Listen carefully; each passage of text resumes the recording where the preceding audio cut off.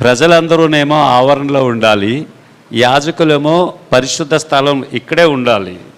ఈ అడ్డతెర దాటి లోపలికి వెళితే మందసం ఉంటుంది, తుమ్మకట్టెతో చేయబడి 10 ఆజ్ఞలుండి బంగారంతో పొదిగిన ఆ యొక్క మందసము. దాని మీద ఒక ప్లేట్ ఉంటుంది.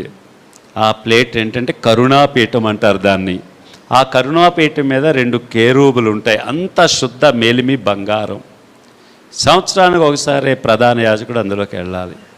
అంటే ఒక మాటలో చెప్పాలంటే ఆ మహాదేవుడి దగ్గరికి ఆ ప్రధాన యాజకుడు తప్పించి, అది కూడా సంవత్సరానికి ఒకసారి, ఇంకెవ్వరూ వెళ్ళడానికి పర్మిషన్ లేదు. యేసయ్య ఎప్పుడైతే సిలువలో రక్తం కార్చి ప్రాణం పెట్టాడో అందరూ పరమ తండ్రి దగ్గరికి వెళ్ళిపోవడానికి తెర అడ్డం తీసేసాడు ఆయన. తెర చిరిగిపోయి